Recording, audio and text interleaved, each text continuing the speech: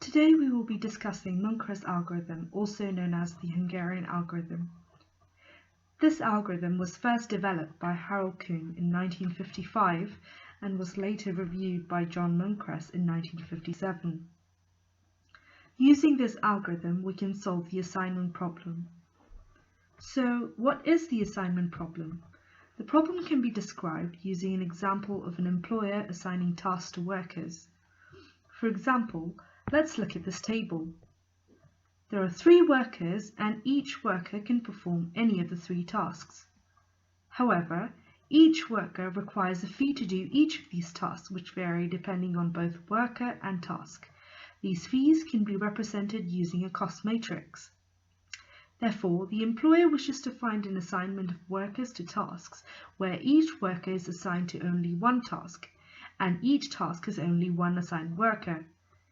The chosen assignment must have the minimum total cost out of all possible assignments. For example, here, the cost is 7.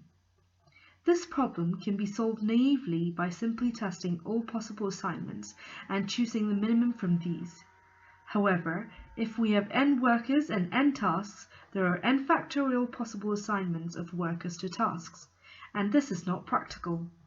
So, by using the Munkres algorithm, we can improve on the efficiency of our approach to this problem.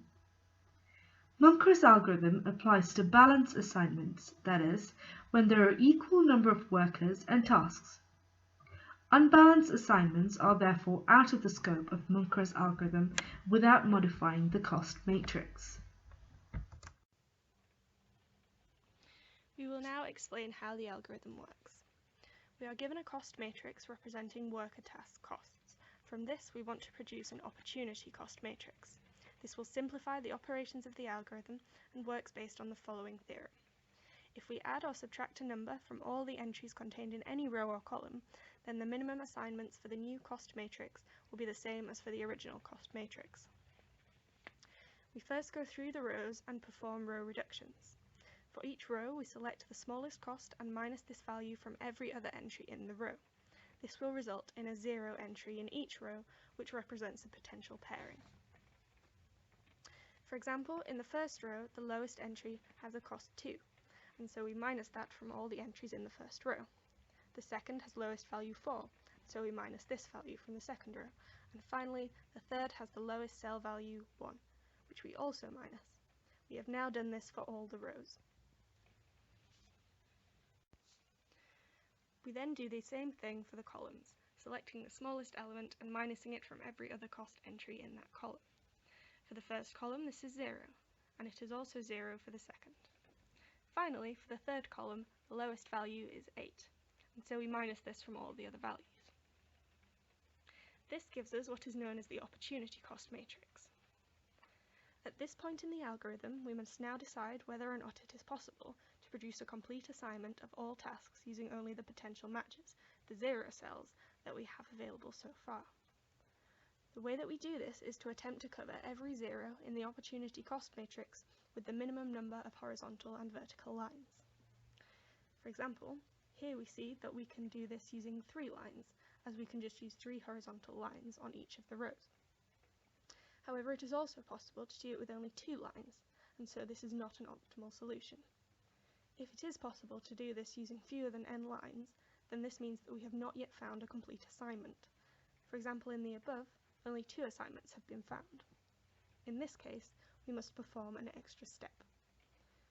Our uncovered cells represent potential assignments which could contribute towards completing our assignment. We select the cell with the smallest cost out of all the uncovered cells, and then minus the value of this cell from all the other uncovered cells. We also select any cells covered by 2 lines, that is, any cell which is an intersection between 2 lines. For example, the cell holding the value 23, which we can see here. We then add our smallest uncovered value to these cells, so 23 will become 24. We repeat the process of covering the opportunity cost matrix with lines and finding the smallest uncovered cost until it is no longer possible to cover all zeros in the matrix with fewer than 3 lines, the number of workers and tasks.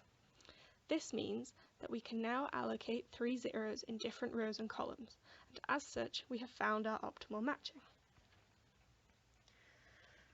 To gain the total minimum cost, we first choose which assignments we need to use.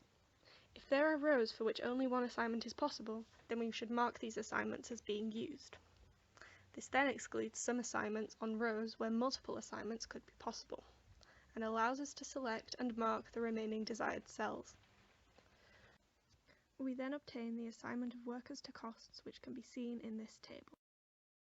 Once this is done, we check the original cost matrix for the costs of these cells and sum them, and this is the cost of the optimal assignment. Here, the total cost of our optimal assignment is 16.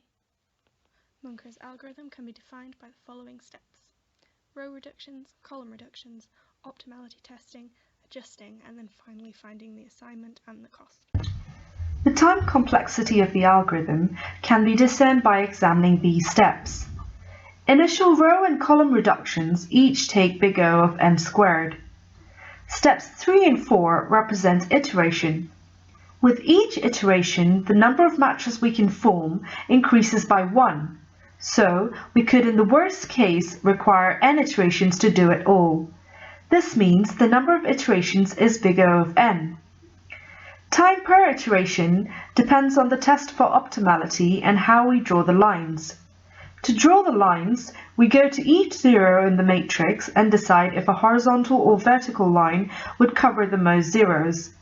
At most, every cell could be a zero and there are n squared cells, so that means big O of n squared checks each iteration, and so big O of n cubed time overall. The final two steps also run in big O of n time. So, overall, the algorithm runs in big O of n cubed time, which is a vast improvement on big O of n factorial. Thank you for watching the video.